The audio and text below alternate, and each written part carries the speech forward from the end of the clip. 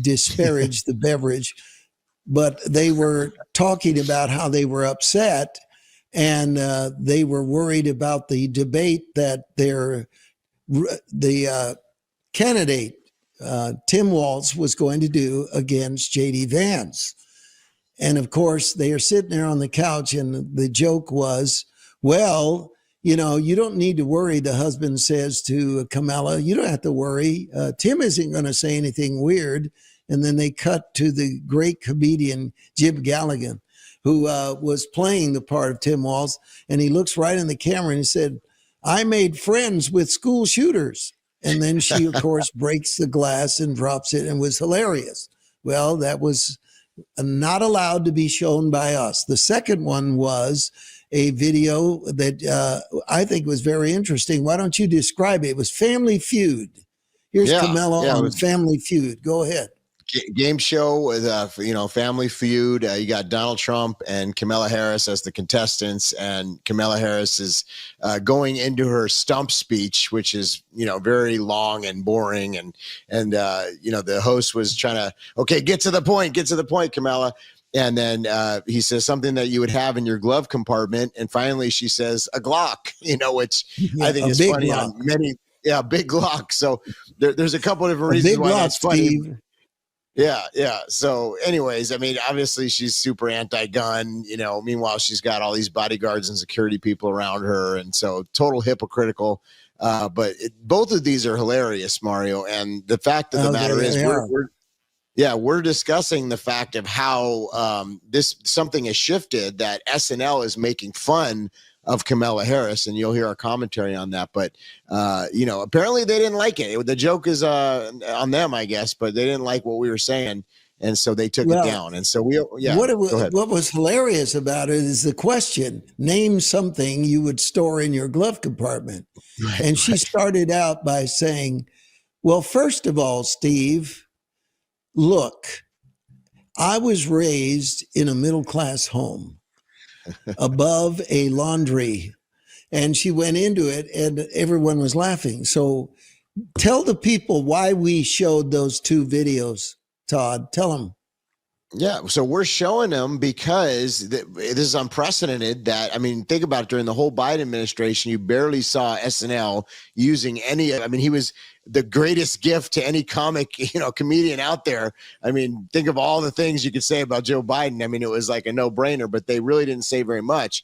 And it's just interesting that something has shifted, something's changed to where now this isn't off limits anymore, and they're actually making fun of Kamala Harris. And so we feel it goes along with what we're sharing tonight about how prayer is changing the situation. And we're seeing the rules being changed even on these comedy shows, Well, what we're saying is that this show is a very powerful one that you're about to see. Well, you're seeing it right now. We're going to transition to the main part of the show in just a moment, but it's about the change that's occurred in her campaign is being disrupted. And Todd and I are convinced that it's because of the prayers of the saints. Your prayers about the election are affecting. And there's several levels where this problem is being seen. Number one, we're seeing a disruption in the form of everything they're doing. Every interview seems to be backfiring, right? Even when she's in the friendliest settings she could be in, The View, when she's on with her people, basically, every one of them backfired. Don't you? Wasn't that amazing? Don't you find that amazing, Todd? That's happened? She is horrible. If she doesn't have a teleprompter, she's awful. Donald Trump is very, even though he's not the most articulate person, when he doesn't have a teleprompter, he can ad lib and talk, and folks respond, and they appreciate what he has to say. Kamala, absolutely not. If she doesn't have a teleprompter, she is off the rails. And, prime example, she just was on with Brett Baer, and we were kind of wondering how that was going to turn out. And it ended up being, on Fox, ended up being that it was a catastrophe. It was a train wreck for her. In fact, it was so bad that her people were waving in the back and trying to end the interview. They stopped it. They didn't try to stop it. They stopped it. And the interesting thing were the two questions that stopped it is he asked her, how many people have you let into this country? And Right. she got mad. I mean, she was noticeably, angry and just started ranting and deflecting and never answered it. And the second question that she was asked was, when did you first notice Joe Biden's dementia? Which is, to me, the incredible moment that we're in, folks, is that she knew that the president of the United States was not fit to lead anymore because of his diminished mental capacity. And she lied about it. She lied to the American people. And once again, she just went off. But she did it because she's desperate. So I feel like we've pretty well covered it all, Todd, and explained what you're going to see without the two aspects that we were going to mention. Saturday Night Live making fun of Kamala Harris is an absolute shocker because it's a break from the norm. And I believe the norms that are being broken by the prayers of the saints. Yes. And so why don't you take us into the show right now, Todd? That's right. So apparently they didn't want you to see these things. That's why we felt led to come on here and just share this and add this to the broadcast tonight. But without further ado, we're going to get into tonight's broadcast, which is extremely important, how your prayers are affecting the Kamala Harris campaign. Let's go into the broadcast right now.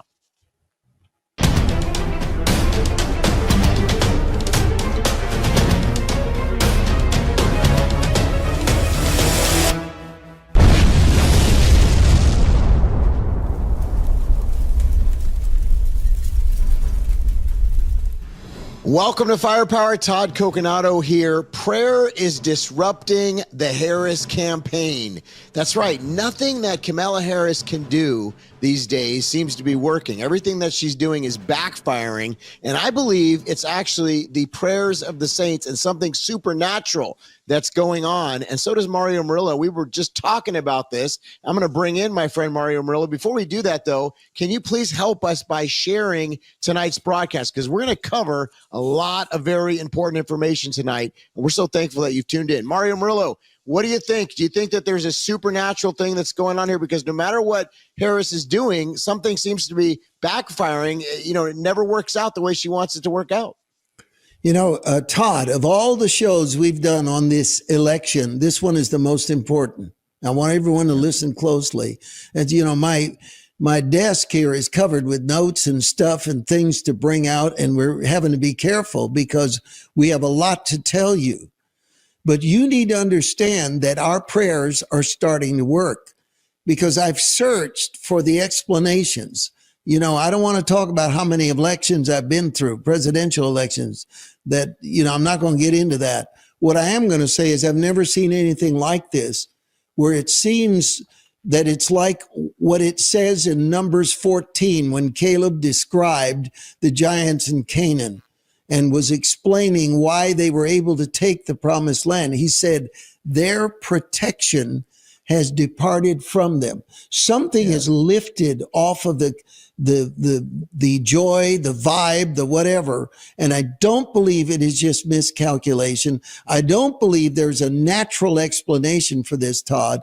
I believe something supernatural is going on to dismantle her campaign. We want to be careful to say that doesn't mean we let our foot off the gas. We all have to vote. This thing is not a given. It's not a gimme. We still got one more giant to see taken care of. But this is an amazing moment. To show you how amazing it is, let's roll the first video right now. Would you have done something differently than President Biden during the past 4 years?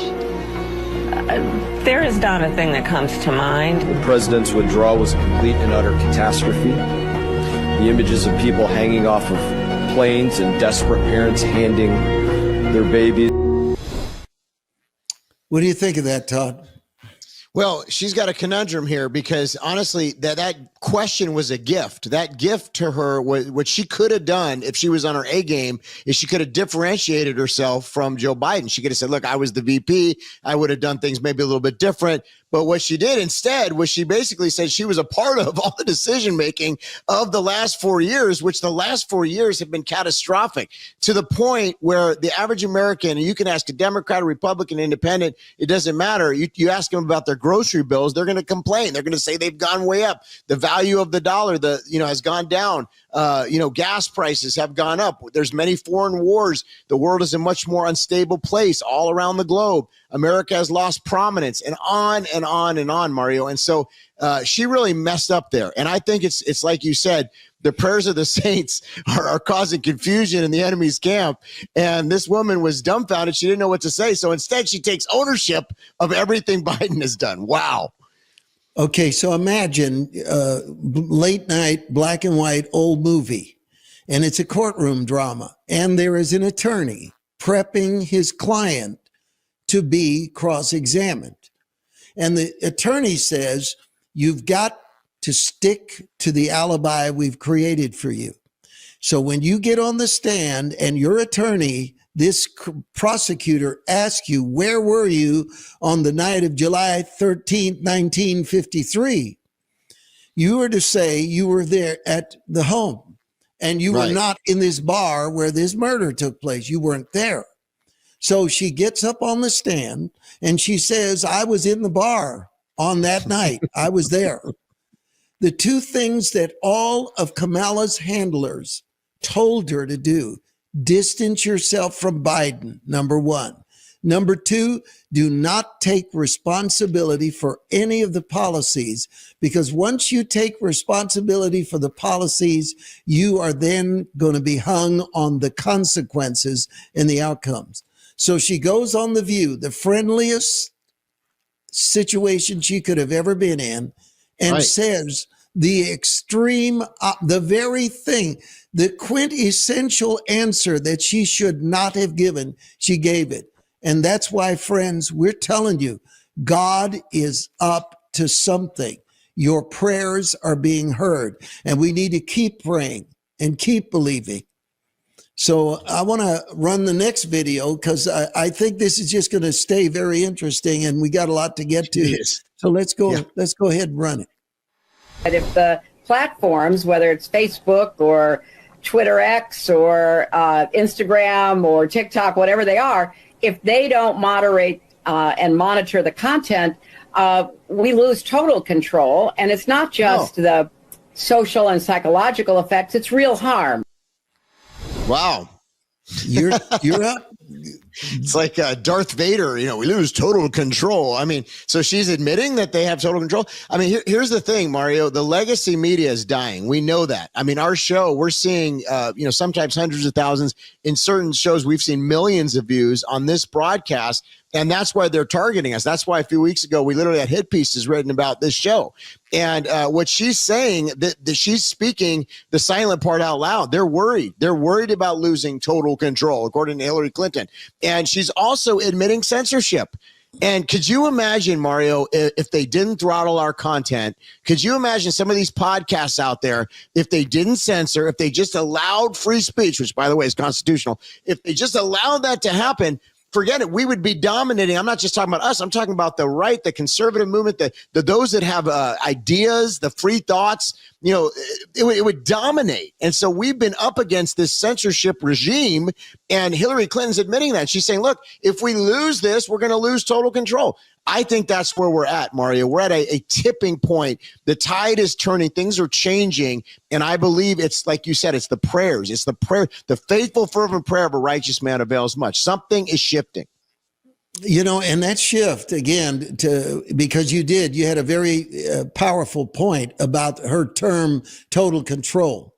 She could have said, we're going to lose control. She said total control, because that's what evidently she's after. But once again, this is an indication to me of people being forced to say things against their own better judgment.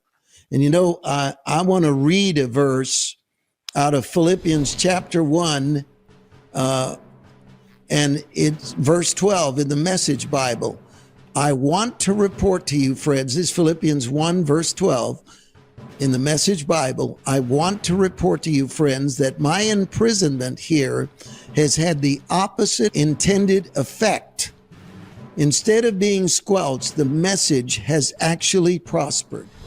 So think about what we're saying here. Instead of Hillary making the case for regulating social media, she exposed her hand that she wants censorship. That's not what she wanted to do. And that again backfired. And the connection to her and the regime that everyone is seeing, it's absolutely evident. Todd? Wasn't that a conspiracy a while ago, Mario? Wasn't it a conspiracy to even, say that we were being censored? Oh, there's no censorship. Remember that? There's no censorship. Now they're saying it. Imagine that. Imagine another conspiracy that's actually, once again, been proved. I mean, we're running out of them. It's really amazing because I remember this. This was about 3 or 4 years ago, and I was saying we're being censored, and the left was making fun of us. Oh, Coconato says he's being censored and that their views are being throttled. Then Zuckerberg comes out and admits that during the last campaign cycle that actually was happening. You got the Twitter files with Elon Musk where he's now taken over Twitter, renamed it X, and he's gone under the covers and seen that there was all these backdoor deals that were going on. Hillary Clinton's now saying it. I mean, just think of how far we've come the last few years from things that we were told we were tinfoil hat people, and now they're saying it openly. Something's going on here. Several episodes ago, we did a show about the demonic urge. And we explained that a blanket of a demonic spirit was making her seem palatable and acceptable and viable as a president. And then we said to you, and hundreds of thousands of you saw that show and you shared it all over the place, thank God. But I think that people began to pray. I don't believe just because of this show. That's not what I'm saying. But people began to pray. And I feel that demonic hold is shifting. Something is being forced back. God is at work in a very unique way. We're in a spiritual war. We need to keep praying, and all of us need to vote. Anyone that hasn't voted yet, you got to get out there and vote right away. Todd? That's right. We got to be registered, and we're less than 20 days away now. So this is epic. I mean, this is the most important time probably in our nation's history, at least in our recent history. But I would say in my lifetime for sure. This election, people say why, every election cycle they talk about how it's the most important election. So how, they say that all the time. Well, here's the thing. Every time we vote in the last couple of years, the stakes have gotten higher. Now we're looking at a potential world war. It's no laughing matter. With the two dramatically different worldviews, two dramatically different policy views as far as geopolitically and globally, and the way that they look at the military and what we should be utilizing our forces and our troops for. And I mean, there's just so much at stake, Mario. And I think folks are getting this, and this is where there's a change. You go to the barber shop. Folks that wouldn't talk about it before, they're talking about it now, and people that you wouldn't think historically would be on Trump. Trump is like, he's a billionaire, but he's the kind of guy that you would trust with your grandkid. I would trust, like Donald Trump. Hey, watch my daughter for a second. I would not trust Kamala Harris, and definitely not Tim. Okay, with my daughter, I would be seriously concerned about a lot of things, and I think I'm not alone on this. I think a lot of average folks that are looking at this from the outside, and they're saying, yeah, I'm not buying this. I'm not. And I think, and we were talking about this earlier, I don't think that Kamala Harris is even as likable as Hillary Clinton. Not that Hillary Clinton was super likable. Wow. But I think she's less. I know, not that she was a likable person. But what I'm saying is I think she's even less. And then on top of that, during the Hillary Clinton years, and we talked about this last week, but a lot of folks felt, if they were a Clinton supporter, they would have felt, oh, well, at least Bill will be back in the White House. But Kamala doesn't have that. She doesn't bring, her husband wasn't a former president. So there's a lot of things missing here. And they've been trying to prop her up. But, it's like Wizard of Oz. The curtain has been rolled away. And again, I think it's because of the prayers of the saints.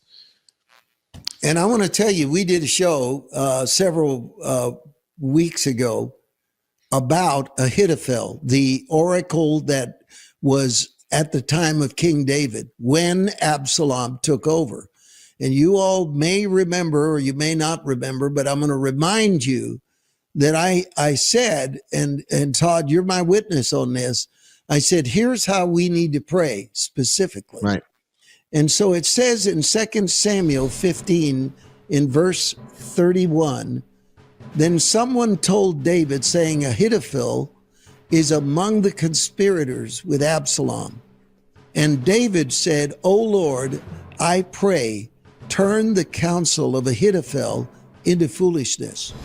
Yes. And then I said, here's a biblical example of what we need to do in this election. I think this is like 6 weeks ago. I believe you all began to pray. I think the event that we just had in Washington, D.C., where hundreds of thousands gathered to pray, women gathered to pray. I think the prayers of the saints are starting to affect the situation. Now, here's how the prayer was answered in the book of Samuel. If you go to 2 Samuel 17, verse 23, the very thing that David prayed for happened. Absalom rejected Ahithophel, which was remarkable because he was absolutely a legend. He was called an oracle.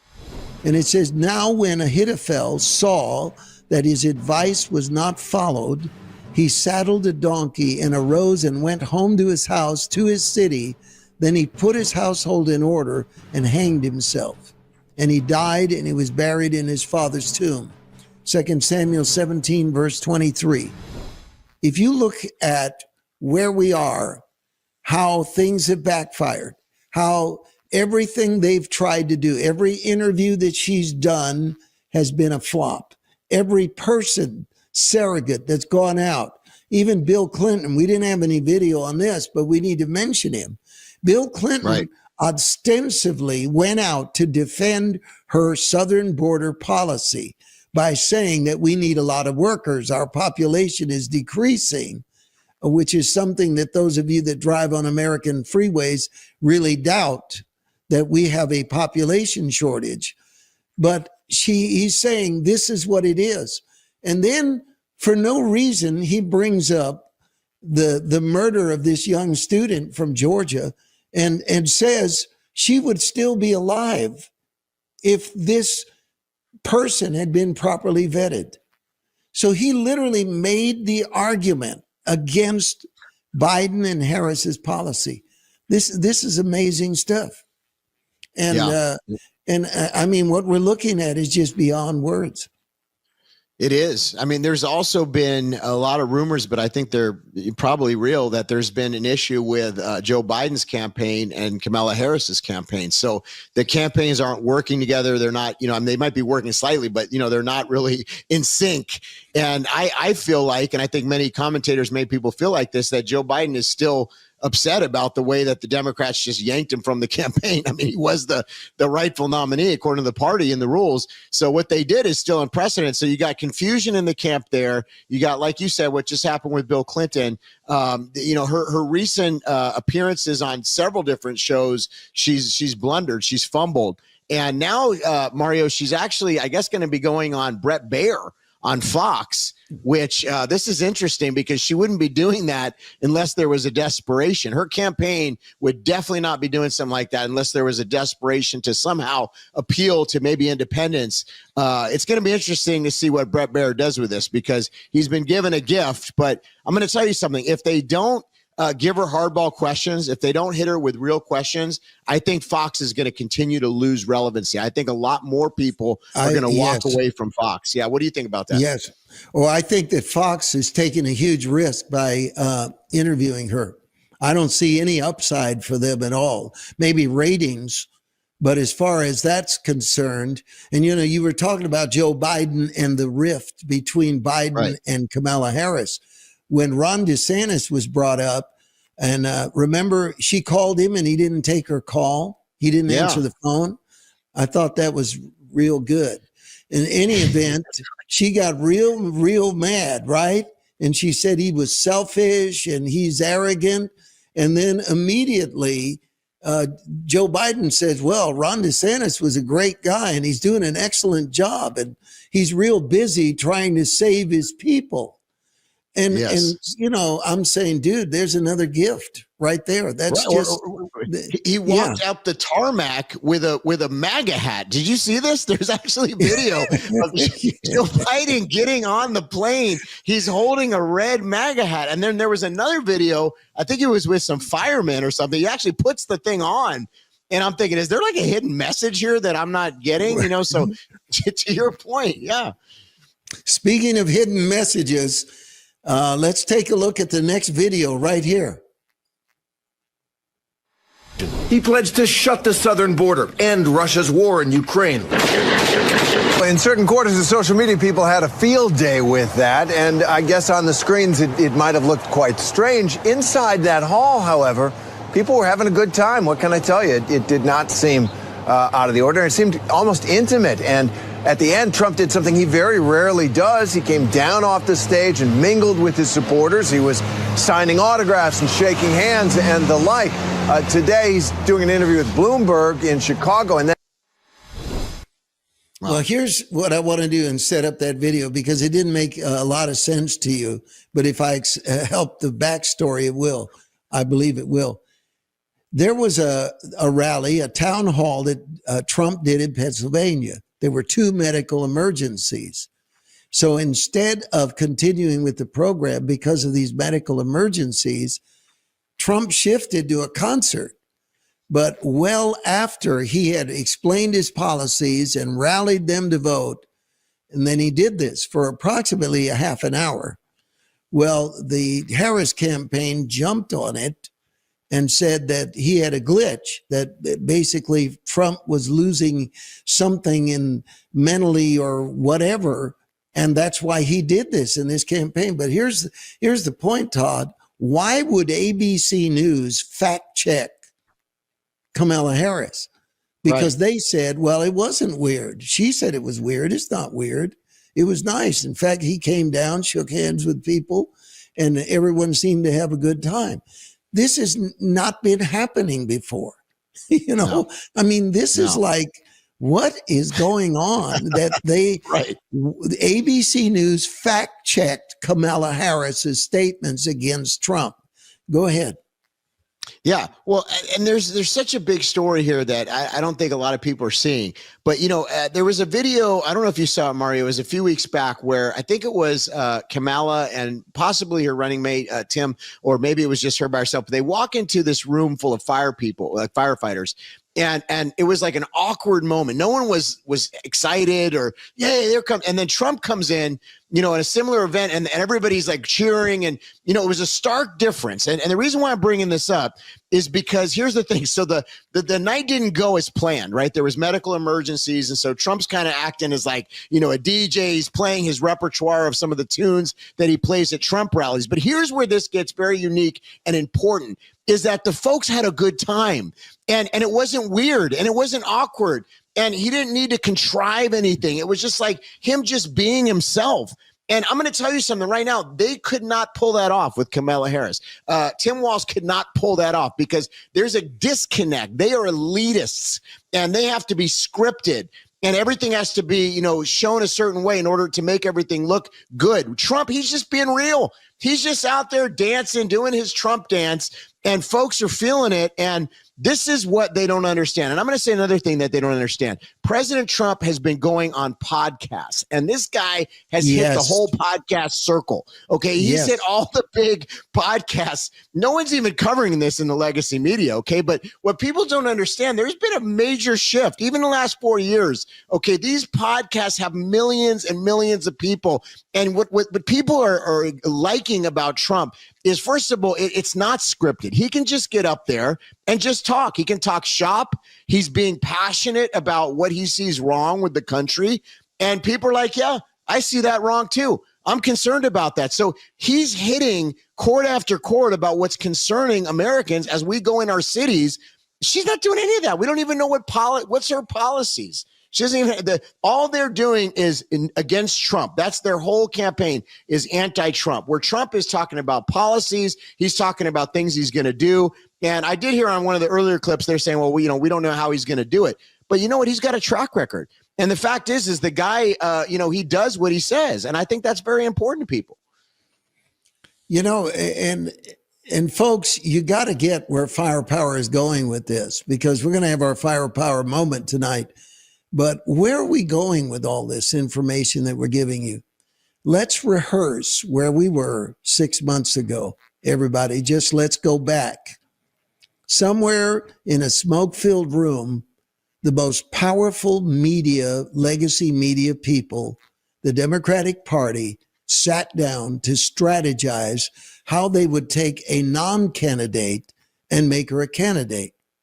There are two things that this reminds me of. First is the movie My Fair Lady, where two professors are boasting arrogantly that they could take a girl from the wrong side of London who's Cockney street flower sales girl and turn her into a princess and fool people of tremendous wealth and power that she was quite a lady. And of course, it was an amazing film. And Audrey Hepburn was amazing in that film. I believe the same exact thing happened in the back rooms.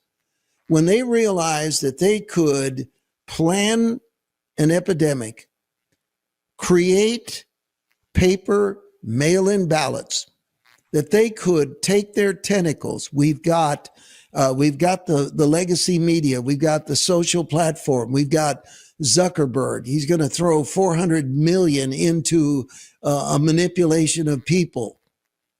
Right. And this time they said, we can do it again. In fact, we don't even have to have anybody as smart as Biden.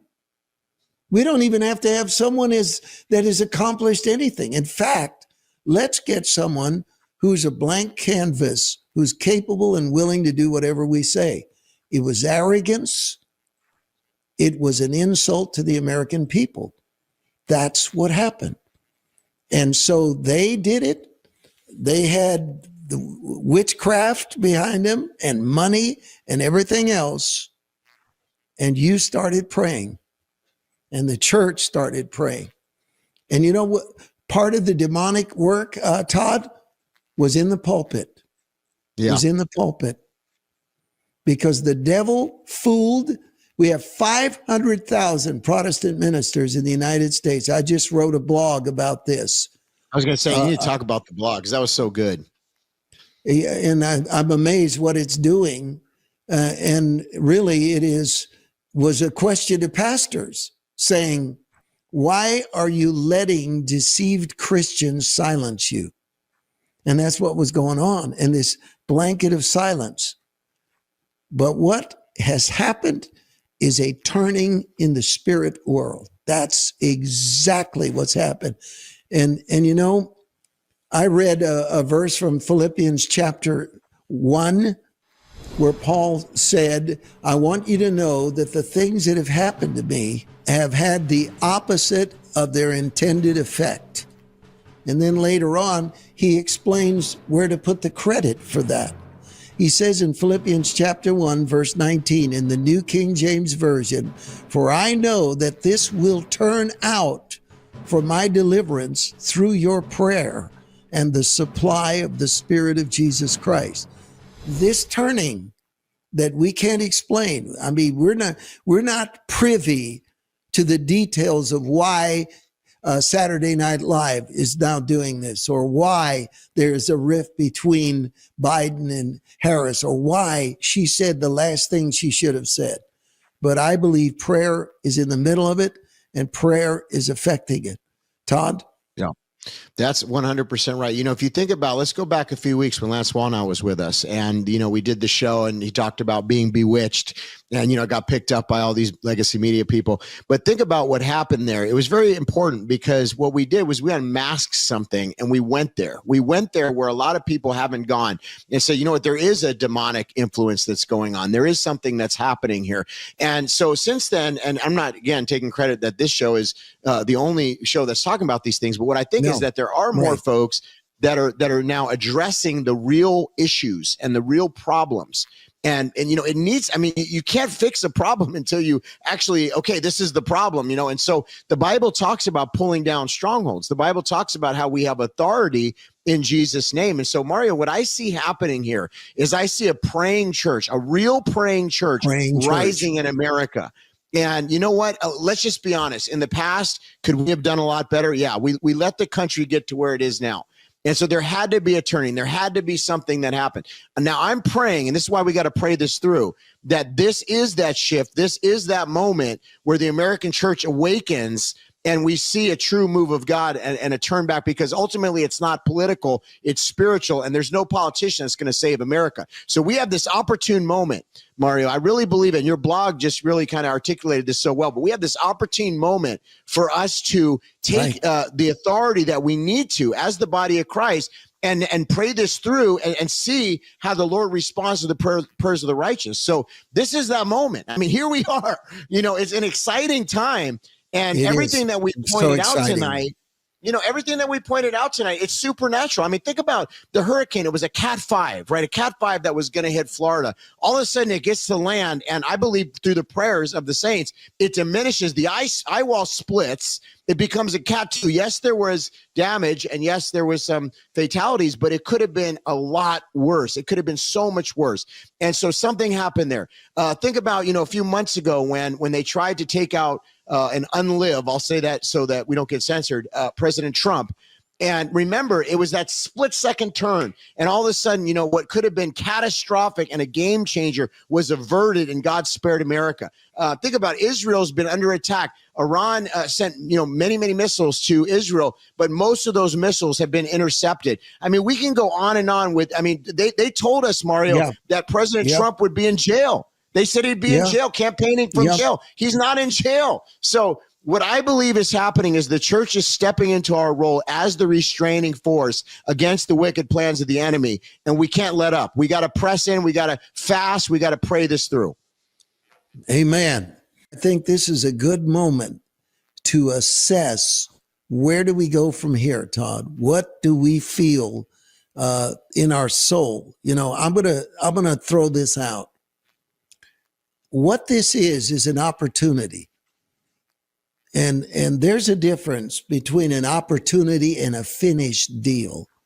And I think that there is a doctrine that has crippled the church that, this is in the hands of God. It's in the hands of God. Right. God's going to take care of it. No, God has made it very clear that we have a role. Otherwise, prayer would be a simple, symbolic non-event. Either prayer is real or it isn't. And the only way, and I want to say this, and I want you to get this, folks, the only way that prayer can be real is if God has actually limited the circumstances so that outcomes are dependent on prayer, not on some mystical thing that's going to happen without us. Otherwise prayer doesn't make any sense. There's nothing to it. But there is everything to it. And I think that the prayer of agreement, the idea of churches stopping business as usual to fast and pray, is life and death. And I believe that we have this golden moment that has fallen in our lap now, where we can see the tangible result of our prayers. And you know what's going to happen? God is going to get the glory, because Amen. This didn't happen by debate. It didn't happen by our wits. It didn't happen by our talent. It happened because we sought God and we released God into the situation.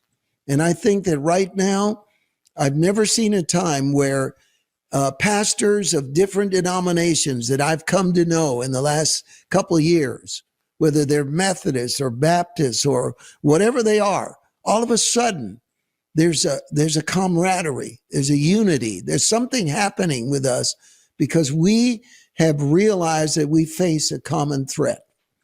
And right. And I think that's so. What do we? Besides that, what do we tell the people now? Yeah. Well, don't let up and don't get comfortable. And, I think about what you're saying, Mario. We always talk about 2 Chronicles 7:14, but one of the things that says and tells us to do is, if my people call by my name will humble themselves and pray. And so prayer is definitely one of our most important and strategic weapons. And, I'm trying to do my part at our church. We're having 21 days of prayer and fasting. I know others like Jack Hibbs and other friends of mine are doing this as well. And what if every American church, what if every Christian in America were to join? Could you imagine if every Christian were to fast and pray for these next, under 20 days now to this election on November 5th, if we all press? And here's the thing, even when the election happens, and let's say we see a victory, we still got to pray, because then we're going to have the time from the election to the inauguration. So we're in very unstable times, and all of us know that they have other things up their sleeves. And there's other wicked plans and other, so what we really need to keep doing is the prayers. What's happening is the prayer is pushing back and thwarting these plans. And it's confusing the enemy's camp. It's causing, they're having to deal with other things that are popping up that they didn't expect. And that's what we're talking about today, because it's the prayer. Prayer is changing the situation. And I don't know, in my lifetime on a macro scale, when I'm talking about, politically and watching the nation, Mario, I don't know that I've ever seen prayer be so tangible and so visible and so evident, because it's like every odd, has said that it's going to be different than what we're seeing right now. The only explanation, to your point, is prayer. And hey, listen, it's working. So now we got to do it. We got to pray it through. And we got to continue to press in. We got to continue to be on our faces before the Lord and crying out for this nation. But something is happening, and we should be encouraged tonight. We should be encouraged, because if you notice, and something that I've noticed over the years, Mario, and I know you'd probably agree with this, is that a lot of times things will happen in the supernatural before you see it manifest in the natural. And so I feel a lightness tonight that I didn't feel only a few days ago, only a few weeks ago. I feel like there's been a burden that's been lifted off of me. And I was feeling a real heaviness. I still feel an urgency. Oh, yes. But in my spirit, though, I feel like there's a gaining momentum. I feel like that even if they try to pull something else, that just as these other things have been thwarted, we can also see that thwarted. Does that make sense? Yes, there is a principle of war that I want to comment on. But before I do, I'd like us to look at the next video. The incidents were limited to a handful of apartment complexes, and the mayor said our dedicated police officers have acted on those concerns. A handful of problems.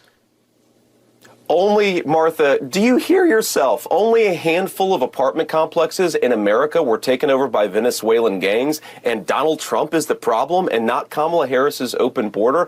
Americans are so fed up with what's going on, and they have every right to be. And I really find this exchange, Martha, sort of interesting, because you seem to be more focused with nitpicking everything that Donald Trump has said, rather than acknowledging that apartment complexes in the United States of America are being taken over by violent gangs.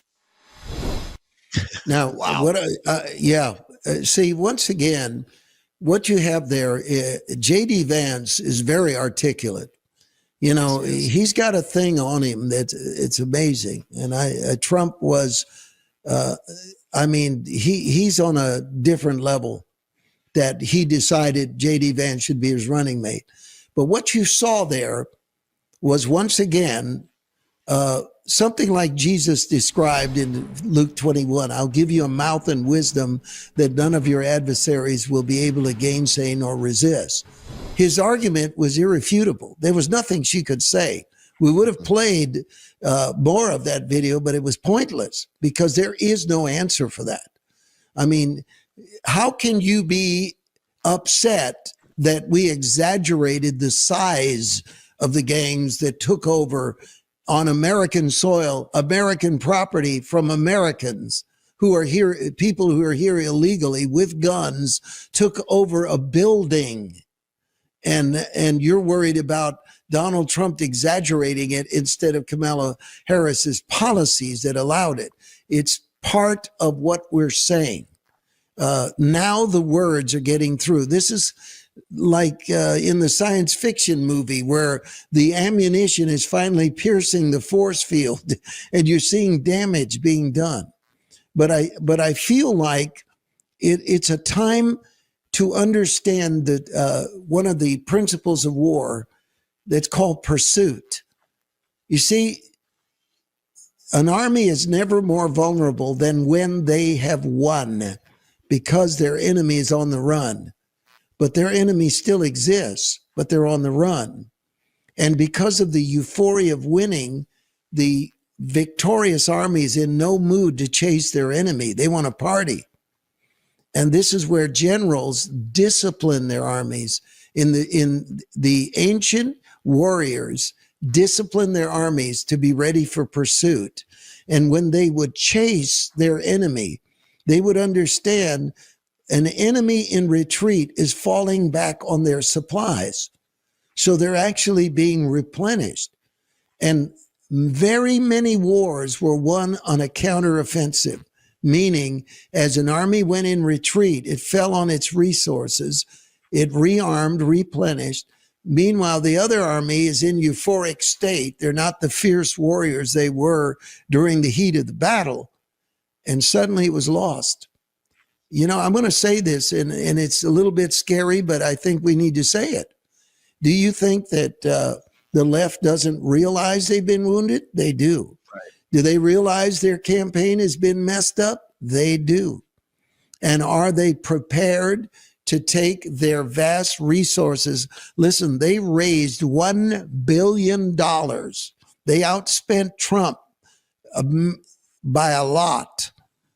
And they couldn't move the needle, but they still, in retreat, are a wounded animal. And I expect a counteroffensive.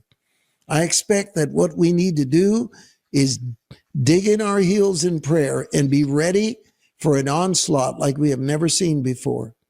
And I don't believe that they're going to win. I don't believe Kamala Harris is going to win. I'm not prophesying Trump's victory.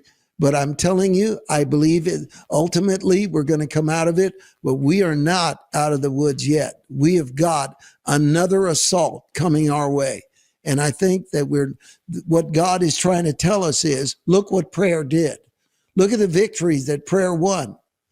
And we're at that moment, like David said to Saul, said, your servant killed a lion and a bear that came after my sheep, and this giant shall be like them. That's the proper posture that we should be taking, folks.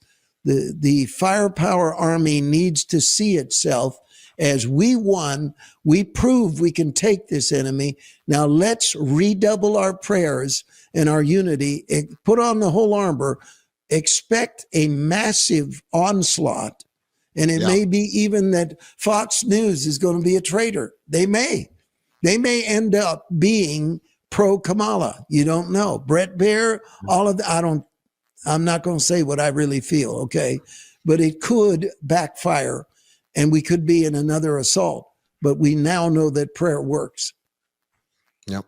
That's right. And people that are, Christians right now, we need to be lions. Okay. And there's a lot of people sharing lion memes and lion pictures online. But what I mean by that is let's just say even Trump wins, okay, and maybe even it's smooth up into January 6th. Very highly unlikely that nothing happens between now and then, but we're praying and we're believing, and maybe these things are going to be thwarted. But we never can go back now to complacency. We never can go back to apathy. We're in a new season. You can't put new wine in old wineskin. We can't go back to that period of time, the 90s, the 2000s, the period where America just kind of, we didn't say anything while this whole thing was being kind of, started, and it got to, now where it is now, where they're literally saying there's 30 something genders. And it's just the insane demonic stuff that we're seeing out there. This didn't just happen overnight. So from now on and from us forward, we've got to speak boldly the word of God. We've got to preach boldly, the entire counsel of God from our pulpit. We can't be afraid or ashamed or embarrassed to ruffle some feathers. You know, I remember, Mario, there was a pastor in California. He was a good man. He was a good man. He loved the Lord. And honestly, he believed in a lot of things that we're talking about tonight. But one of the problems that he would say to me, he'd say, you know, Todd, I can't share what you share on social media or half my congregation would leave. Those days are over. Like, you can't worry about half your congregation leaving because you're speaking the truth. People are going to look at you and say, hey, man, are you a pastor? Are you bold or not? You know, and so I think we're in a new era, and it's, you know, it's not just for the pastors, it's for everybody. We've got to be prayer warriors. We've got to be intercessors. We've got to know how to pray. We've got to know how to effectively war in the spirit. And these are things that honestly weren't talked about too much over the last 30 years. So I think we're in a new period. And to your point, you know, I mean, I think about like a rabid dog that's like, you know, in a corner. That's kind of where they're at right now. And that's when the most crazy stuff happens. So we can't let up now. We got to press in, keep praying, and understand the dynamics of what we're dealing with. That's right. And I think we have another video, and I want to see it. I think every time we've shown it, it's just made the power go up another notch. So let's watch this one. I've got a problem with that because part of it makes me think, and I'm speaking to men directly now, part of it makes me think that, well, you just aren't feeling the idea of having a woman as president. And you're coming up with other alternatives and other reasons for that. And so now you're thinking about sitting out or even supporting somebody who has a history of denigrating you because you think that's a sign of strength, because that's what being a man is, putting women down. That's not acceptable. President Obama, why didn't you tell the folks with the cameras rolling and the black men in attendance that there's been diminishing black voters, particularly black men, since you were in office? In 2008, 95% of the black populace voted for Barack Obama. It dipped in 2012 by about 6 to 8%. It dipped another 6% in 2016 when Hillary was running. It dipped even more in 2020 when Trump ran against Biden. It's been dipping since 2008. It didn't just start. Was that about misogyny? Was that about a hesitancy to support our women? I am getting sick and tired of black men being raked through the coals because of some imagery of not being supportive of black women. Do you know what most black men would do if they saw a black woman getting harmed in the streets? They put their lives on the line for that sister. Wow. I got to say right away, because we're going to run out of time, that is a telling moment for us. Yes, it is. That Barack Obama was directly challenged by Stephen A. Smith and the way he was saying, this isn't about the fact that she's a woman. And how dare you speak to black men and say that the reason they're not going to vote for her is because she's a woman. And then Obama flat out lied. I mean, you talk about disgusting. He said, a man who has denigrated you. See, that's the Russia hoax. That's right. The constant, the Trump derangement syndrome, that he is a racist. It is so beneath Obama that he dragged out that corpse, that falsehood once again. And I really feel like it's going to backfire because he insulted those men. Todd, go ahead. Yeah, well, I want to say something. The young people, the young generation are flipping. And this is very, very important and something that we haven't seen in a while. Okay. And what's happening is, I think there's a lot of different things, but there's a spiritual awakening that's happening. And we've been seeing it, Mario. I know you've been seeing it for a long time, but the lines have never been as long. There's never been as many hungry folks, no matter what city we go to. And now the final piece, the young people, this has been what we've been praying for. And there's a shift. And so what's happened is African-American voters, Latino voters, you name it. Okay. Young people, this whole thing is unraveling, this whole lie. I mean, you think about everything that's been pushed on us for 20 plus years. The whole thing is unraveling. That's why you got Hillary Clinton on there saying we're losing total control. She's not lying about that. They are losing total control. And when you have somebody challenging Barack Obama, who you remember they were trying to make him out to be like Jesus. They were putting him on Time magazine and, making him out to be like some savior or whatever. We know that's not true, but that's what they were trying to do. No one thinks that anymore. That's why they didn't run Michelle Obama. She wouldn't have won. And so something has changed here. And this is what the whole show, we've been building this up to prove to you. If this were a court case, we brought irrefutable evidence of something is shifting. And our argument tonight is we believe it's the prayers. It's the prayers of this community. It's the prayers of the saints. Go ahead, Mario. We need to run the last video. I want to skip. If we have any others besides the last one, we're not going to show them tonight. We've got one last one we need to show from Fox. And I think this is the nail in the coffin. Let's watch this.